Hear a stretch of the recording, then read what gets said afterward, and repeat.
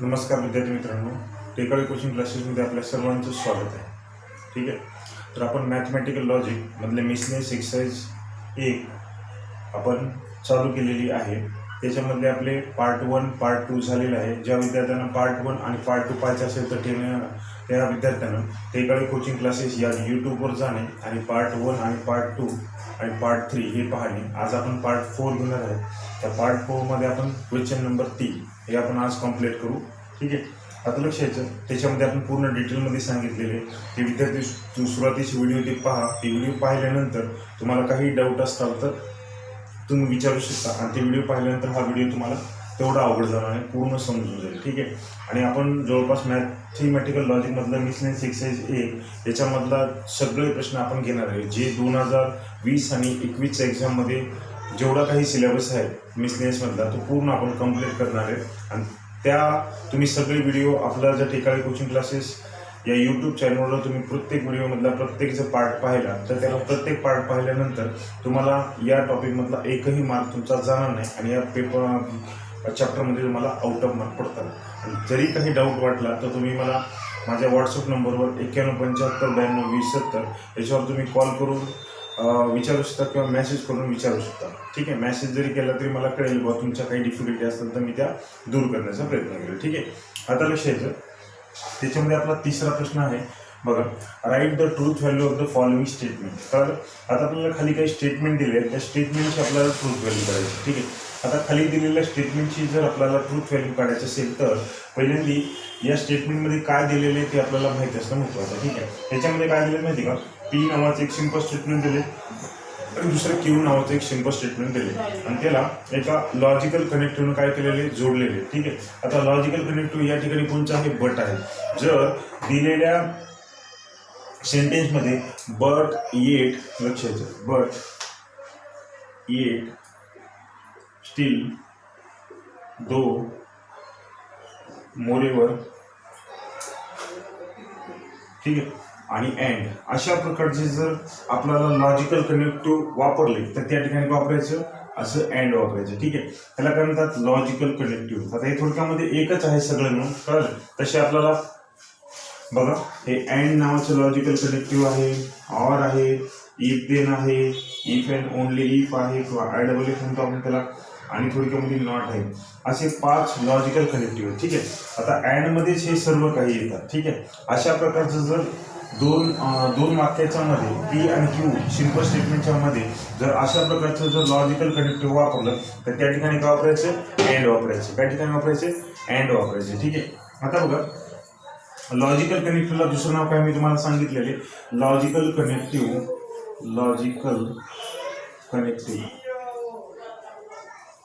याला दुसरं नाव आहे सिम्पली कनेक्टिव्ह.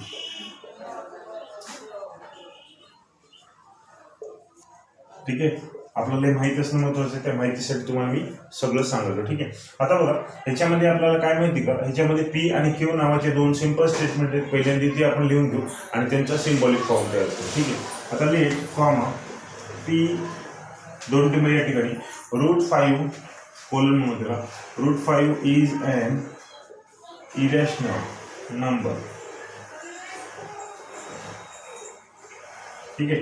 आणि क्यू बरोबर काय देऊन टाकले, हा दिलेले 3√5 इज अ कॉम्प्लेक्स नंबर.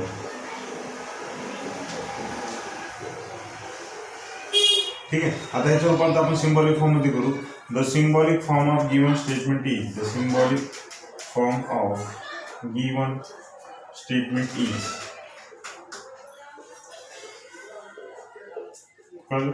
हे म्हणजे काय, पी आणि हे म्हणजे काय, क्यू. आणि दोघांच्या मध्ये लॉजिकल कनेक्टिव्ह बट वापरले. बट वापरलं काय ते उलट व्ही येते म्हणजे अँड येते. ठीक आहे. आता बघा, आपल्याला पी आणि क्यू ची ट्रूथ व्हॅल्यू काढावी. आता √5 हा इरॅश नंबर आहे का, हो आहे. इरॅश नंबर आपण कशाला म्हणायचं माहिती का, ज्यांचं वर्गमूळ काढता येत नाही. जसे की √2, जसे की √2, √3, √5, √6, √7, √8 हे सगळे नंबर कोणते, थोडक्यामध्ये आपण त्याला म्हणतो इरॅशनल नंबर म्हणजे. ठीक आहे. आपल्याला ह्यांचं वर्गमूळ काढता येत नाही आणि टिंब अशा रूपात येतात. किंवा दुसरं एक्झाम्पल सांगता येते 3.1, 4, 2, 5, 3, 8, 4 आपलं 4 9 टिंब हे सुद्धा कोणता नंबर थोडक्यामध्ये एक एक्झाम्पल सांगितलं त्याच्या पुढे टिंब येतं म्हणजे कुठला नंबर रिपीट येत नाही. ठीक आहे, कुठला नंबर एखादा डबल येत नाही. ठीक आहे, तर आपल्याला बघा डबल येत नाही म्हणजे हे 14 डबल येणार नाही किंवा 142 डबल येणार नाही किंवा हे 1425 डबल येणार नाही, असं कुठलाच अंक डबल येणार नाही. ठीक आहे, त्याची पुनरावृत्ती नसणार आहे, कारण नॉन रिकरिंग असणार. ठीक आहे, म्हणजे ते डबल येणार नाही, त्याला आपण काय म्हणतो, इरॅशनल नंबर म्हणतो. ठीक आहे, म्हणजेच √5 हा इरॅशनल नंबर आहे, म्हणजे ह्याची ट्रूथ व्हॅल्यू काय टी असणार आहे. ठीक आहे, म्हणजे the truth value of P and Q are. ठीक आहे, पी ची काय आहे ट्रूथ व्हॅल्यू, टी आहे हा, आणि क्यू ची काय 3√5 इज अ कॉम्प्लेक्स नंबर. ठीक आहे, हो बरोबर आहे, 3√5 इज अ कॉम्प्लेक्स नंबर. हा कॉम्प्लेक्स नंबर आहे कारण की हा थोडक्यामध्ये रिअल नंबर आहे. 3√5 कोणता नंबर आहे, रिअल नंबर आहे. रिअल नंबर मध्ये कोणते नंबर येतात, लक्ष द्या, रिअल नंबर मध्ये कोणते नंबर येतात, रॅशनल बी येते आणि इरॅशनल सुद्धा येते. ठीक आहे, रॅशनल नंबर सुद्धा येतो आणि इरॅशनल नंबर सुद्धा येतो. ठीक आहे, ते दोन्ही नंबर म्हणून आता तसं तर बघा, रिअल नंबर मध्ये सगळेच नंबर येतात. थोडक्यामध्ये आपल्याला हे सुद्धा म्हणते, थोडक्यामध्ये नॅचरल नंबर सुद्धा ह्याच्यामध्ये येतात. ठीक आहे, पण डेफिनेशन काय, ओके, रिअल नंबरचे जर कोणी डेफिनेशन विचारली, the combination of rational plus irrational number is called as real number. ठीक आहे, तसं तर सगळेच नंबर येतात, नॅचरल नंबर येते, होल नंबर येते, इंटिजर येते, हे सगळे कशामध्ये येतात, रिअल नंबर मध्ये येतात. ठीक आहे, आणि प्रत्येक रिअल नंबर हा काय असतो, कॉम्प्लेक्स नंबर असतो. मग एवढी real number is a complex number. हो, मग हा कोणता नंबर एक रिअल नंबर आहे, मग हा कॉम्प्लेक्स नंबर आहेच. त्याचं उत्तर काय असणार आहे, कॅपिटल टी असणार आहे. ठीक आहे, त्याचं उत्तर काय असणार आहे, कॅपिटल टी असणार आहे. मग लिहू आपण इथं, the truth value of P and Q. आपला सिंबॉलिक फॉर्मची ट्रूथ व्हॅल्यू काढायची असते. ठीक आहे, पी ची किंमत काय टी आणि क्यू ची किंमत काय टी, याच्यामध्ये अँड आहे. तर अँडची कंडिशन सर्वांना माहित असेल, अँडची कंडिशन टी दिसले की नाही, सॉरी, अँडची कंडिशन एफ दिसले की एफ आहे का, या दोघांमध्ये नाही आहे, उत्तर काय येते, टी येते. ठीक आहे, अँडची कंडिशन एफ दिसले की एफ येते. ठीक आहे, आता बघा पुढचं एक्झाम्पल आहे आपल्यासमोर. एक्झाम्पल तुम्हाला समजलं असेल तर ओके, मोडू, लक्ष द्या. आता पहा, दुसरा एक्झाम्पल सेम तसंच करायचे. आपल्याला फक्त कंडिशन माहित पाहिजे, काय कंडिशन आहे त्याच्यामध्ये. आता लेट कॉमा पी 2 टिंब आणि क्यू 2 टिंब, आपण त्याला कोलन म्हणतो बरं का. आता पहा, नंबर 2चे एक्झाम्पल या ठिकाणी आहे. ओके, आता बघा दुसरं एक्झाम्पल या ठिकाणी आपल्याला दिलेले. ओके, काय दिले, existence universal quantifier L belongs to capital N comma n² plus n is even number. ठीक आहे, हा कोणता नंबर, इवन नंबर आहे. दुसरं काय दिले, while n² minus n is and odd number. ठीक आहे, बघा, the symbolic form of given statement is, the symbolic form of given statement is. ठीक आहे, आता बघा सिंबॉलिक फॉर्म तुम्हाला माहिती कसं करायचे. हे म्हणजे काय असणार आहे, पी, आणि हे असणार म्हणजे काय असणार आहे, क्यू, आणि व्हाईल हे थोडक्यामध्ये एक्स्ट्रा वाक्य. ठीक आहे, व्हाईल एक्स्ट्रा वाक्य म्हणजे दिलेल्या वाक्यामध्ये जर ऑर नाही दिले असेल, ऑर, इफ देन आणि इफ अँड ओनली इफ दिलेलं असेल, आणि आपल्याला थोडक्यामध्ये मी सांगितले एन नाही दिलेले. ठीक आहे, बट एट स्टील दो मोरीवर सुद्धा दिला नाही, म्हणजे काहीच जनरली नाही दिलं असेल तर आपण काय वापरायचं, अँड वापरायचं. हे जर हे 4 आणि नॉट, ओके, जर हे नकारार्थी वाक्य असतं, असे 4 दिले तर आपल्याला कळते की काय वापरायचं. असं दिलं की ऑर वापरायचं, असं दिलं की इफ देन वापरायचं, असं दिलं की इफ अँड ओनली, पण असं दिलं की निगेशन वापरायचं. ठीक आहे, आणि अशा प्रकारचं कुठल्याच प्रकारचं काही दिलं नसेल तर काहीच दिलं नसेल थोडक्यामध्ये तर व्हाईल दिले, मग किती वापरायचं, अँड वापरायचं. लक्ष द्यायचं, ते अँड आपल्याला खूप सोपं आहे, काहीच कळत गेलं की जनरली हे 4पैकी एक नसेल तर काय देऊन टाकायचं, अँड देऊन टाकायचं. ठीक आहे, आता बघा, the truth value of P and Q, P आणि क्यू ची आपण ट्रूथ व्हॅल्यू काढू.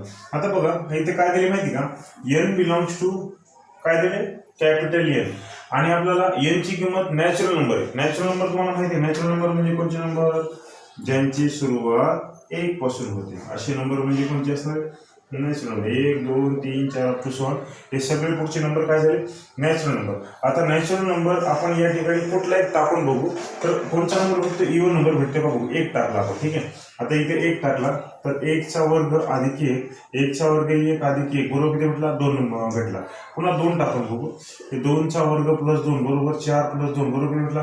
6. म्हणजे हा कोणता नंबर भेटायला? इवन नंबर भेटायला. ठीक आहे, म्हणजे जर आपण ह्याला सॉल्व्ह केलं, यांची किंमत 2 टाकली, 3 टाकली, 3चा वर्ग 9, 3 12 भेटला, ते सुद्धा इवन नंबर भेटायला. आपल्याला आता सगळं नॅचरल नंबर कळाला. इवन नंबर म्हणजे काय?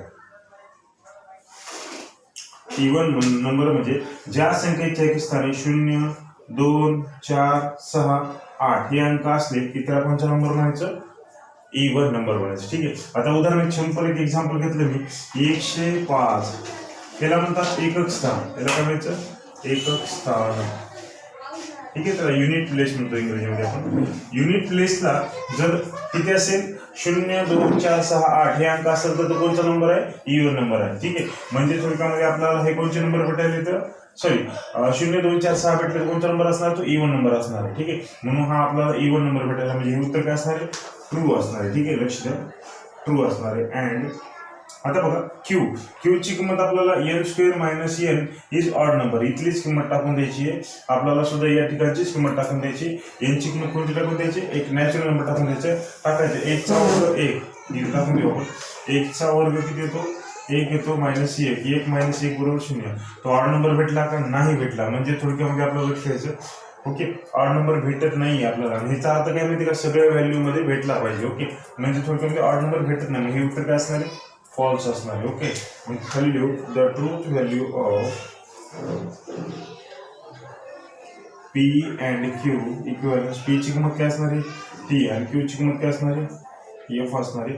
इथं अँड असणार आहे, आणि इथं अँडची कंडिशन काय? एफ दिसले की एफ. ओके, आता बघा, सर्वप्रथम सगळ्या विद्यार्थ्यांना अजून एकदा सांगतोय की थोडक्यामध्ये मॅथमध्ये डिटेलमध्ये एवढं सांगायचं की एक जर लेक्चरवर जर सांगायचं म्हणलं, एका मुद्द्यावर सांगायला म्हणलं तर अर्धा तास, पाऊण तास सांगता येते मुद्द्यावर, बरं का? कारण पुन्हा डिटेलमध्ये माहिती सांगायची म्हणलं तर थोडा वेळ आपल्याला भेटत नाही.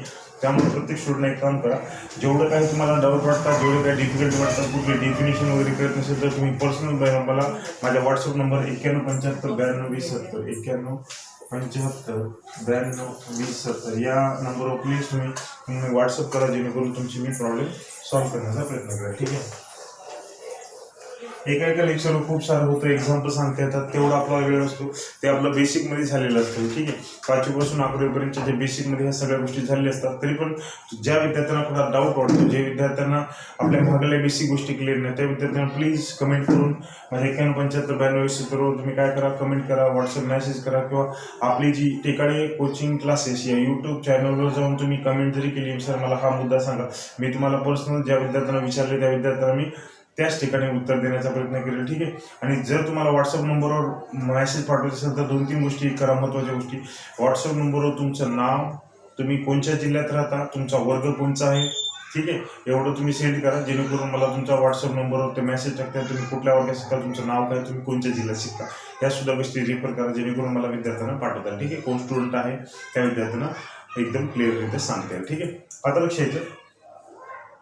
आता बघा, आपलं पुढचं एक्झाम्पल आहे नंबर 3चं एक्झाम्पल. बघा, या ठिकाणी पुन्हा काय दिली माहिती का? लक्ष द्यायचं. बघा, ह्याची ट्रूथ व्हॅल्यू काढायची. आता ह्याला म्हणतो आपण existential quantifier n belongs to capital N such that n + 5 greater than equal to 10. याचा अर्थ काय माहिती का? याचा अर्थ काय माहिती का? एक जरी व्हॅल्यू सॅटिस्फाय झाली तरी चालते. At least one value is satisfy the given statement is true. आता बघा, आपल्याला जी स्मॉल एनची किंमत जी टाकायची, आपल्याला ती कॅपिटल एन मध्ये टाकायची. मला सांगा, नॅचरल नंबरची सुरुवात कधीपासून होते? 1 पासून होते. सगळ्यांना माहिती आहे नॅचरल नंबरची सुरुवात कधीपासून होते? 1 2 3 4 अप टू 7 कुठपर्यंत येते. ठीक आहे, आता मी इथे 1 टाकतो. ठीक आहे, लक्षात 1 टाकलं तर इथं 6 आहे. 6 हे 10 पेक्षा मोठे आहे का? नाही आहे. पुन्हा आपण 2 टाकलं, 7 हे 10 पेक्षा मोठे आहे का? नाही आहे. ओके, जर मी 3 टाकलं, 4 टाकलं, 5 टाकलं, 5 हे 5 आणि 5 10, 10 हे 10 पेक्षा मोठे आहे का? नाही आहे. 10च्या इक्वल टू आहे. ठीक आहे, हे मोठं नाही आहे 10 पेक्षा, कारण इक्वल आहे. ठीक आहे, जर मी इथं जर यांची किंमत, लक्षात यांची किंमत मी 6 टाकली तर आपल्याला काय भेटायला? थोडक्यामध्ये 11. इथं टाकली मी 6 टाकली. ठीक आहे, मग 11 हे 10 पेक्षा मोठा आहे, म्हणजे या ठिकाणी ट्रू व्हॅल्यू आहे. आणि तुम्हाला माहित असेल की एक जरी व्हॅल्यू एक्झिस्टेन्शियल क्वांटिफायर म्हणजे काय? एक जरी व्हॅल्यू सॅटिस्फाय होत असेल तर ती काय असणार आहे? ट्रू असणार आहे. मग डायरेक्ट आपण लिहिता येईल clearly clearly n is equal to n ची किंमत किती टाकून द्यायची 6 बिलॉंग्स टू n मध्ये टाकून द्यायची सच सॅटिस्फाय कोण n plus 5 greater than equal to 10 हे काय झालेले सॅटिस्फाय झाले. मग आपण इथं असे लिहू शकतो n belongs to n comma असे लिहिता येते satisfy. therefore the given statement is true. therefore the given statement is true. ठीक आहे, दिलेलं स्टेटमेंट काय असणार आहे ट्रू असणार आहे. कशामुळे कारण की आपण ह्याचा अर्थ काय माहिती का एक जरी व्हॅल्यू सॅटिस्फाय झाली तरी चालते आणि मला n ची मग कोणती टाकायची नॅचरल नंबर टाकायची. मग मी कोणता नॅचरल नंबर टाकला 6 टाकला तेव्हा सॅटिस्फाय झाली ही कंडिशन काय झाली सॅटिस्फाय झाली.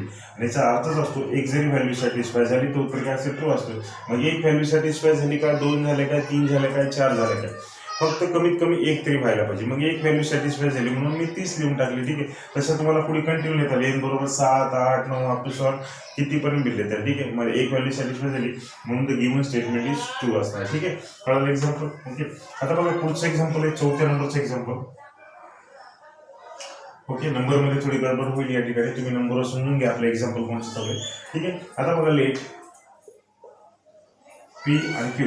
आता याच्यामध्ये पी कोणते माहिती का the square of any even number. कळलं, the square of any even number लक्षायचं the square of any even number is इथे काहीतरी वाक्यरचना राहिलेली असेल the square of every any even number is एक मिनिट मला पाहू द्या एकच मिनिट. हा लक्ष द्या या ठिकाणी थोडं एक वाक्य राहिलं होतं the square of any even number is odd. आपल्याला लक्षायचं हे काय असणार आहे पी नावाचं सिंपल स्टेटमेंट असणार आहे. मग पी लिहू बघा the square of any even number is odd आणि दुसरं ते लिहून टाकलं आपल्याला या ठिकाणी the cube of any odd number is odd. ठीक है, खाली लिहू the symbolic form of given statement is the symbolic form of given statement is हे म्हणजे काय असणार आहे पी असणार आहे आणि हे म्हणजे काय असणार आहे मुलांना क्यू असणार आहे. या ठिकाणी काय असणार आहे ऑर असणार आहे. ठीक आहे, खाली लिहू आपण the truth value of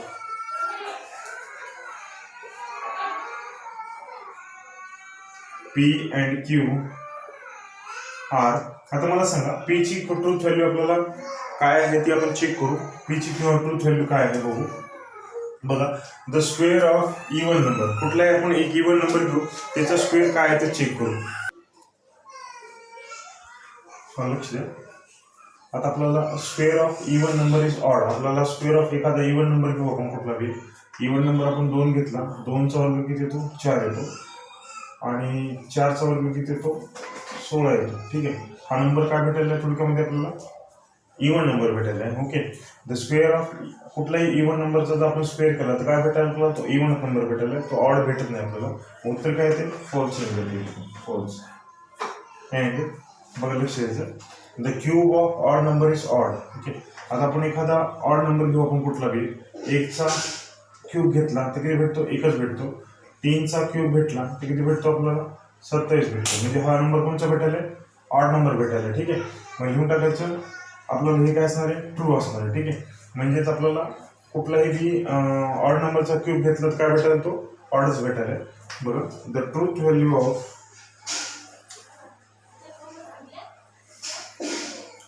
P और क्यू. पी ची किंमत आपण काय टाकली एफ टाकली त्याची किंमत टी टाकली इथं ऑर लिहून टाकलं.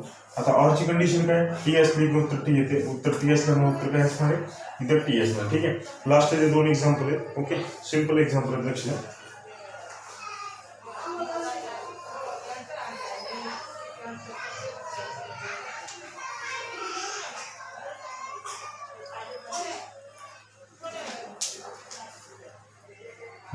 बघा in triangle ABC is all sides are equal. Okay, आता आपण घेतलं पी मध्ये बघा इफ आणि देनची कंडिशन आहे या ठिकाणी इफ आणि देनची कंडिशन. ओके, आता इफ आणि देनची कंडिशन आहे in triangle ABC all sides are equal. Okay, बघा ABC all all sides are equal, ठीक आहे, सगळ्या साईड इक्वल आहे तेव्हा it's all angle are equal. Q म्हणजे काय असणार आहे, इट्स ऑल अँगल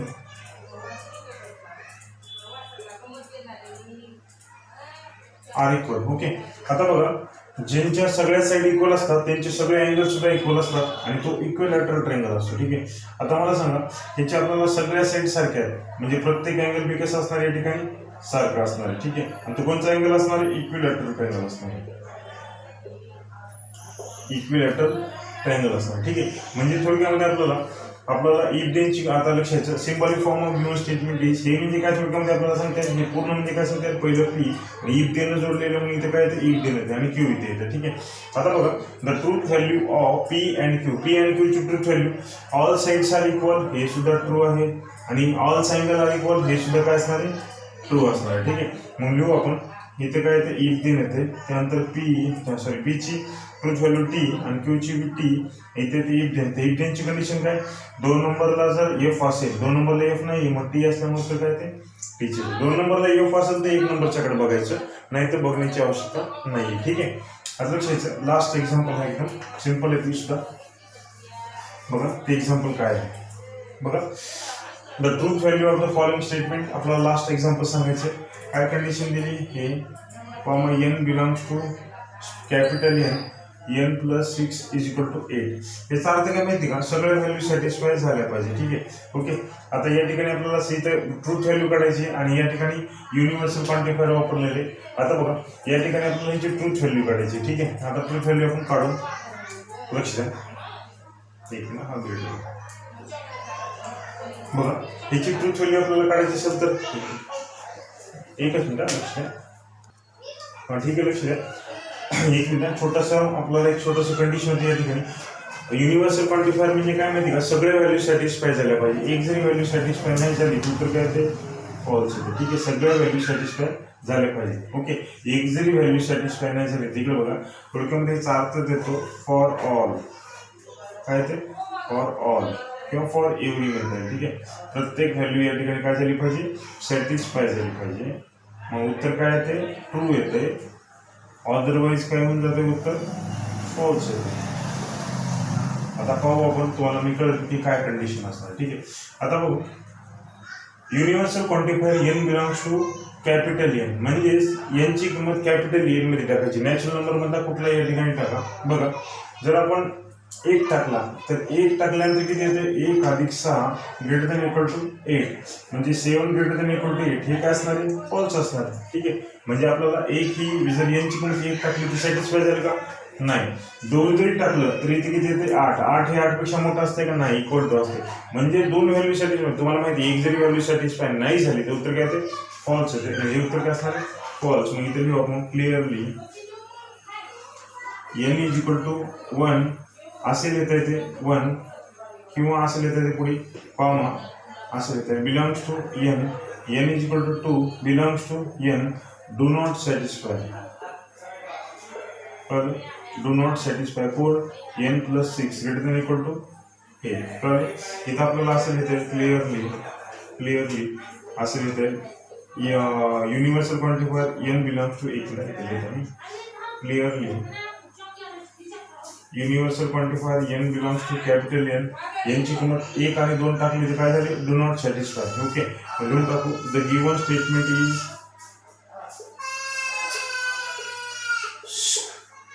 फॉल्स असणार. ठीक आहे, अशा रीतीने आपली ही एक्सरसाइज पूर्ण कंप्लीट झालेली आहे. ठीक आहे, ओके, काय अडचण असेल तर विचारू शकता.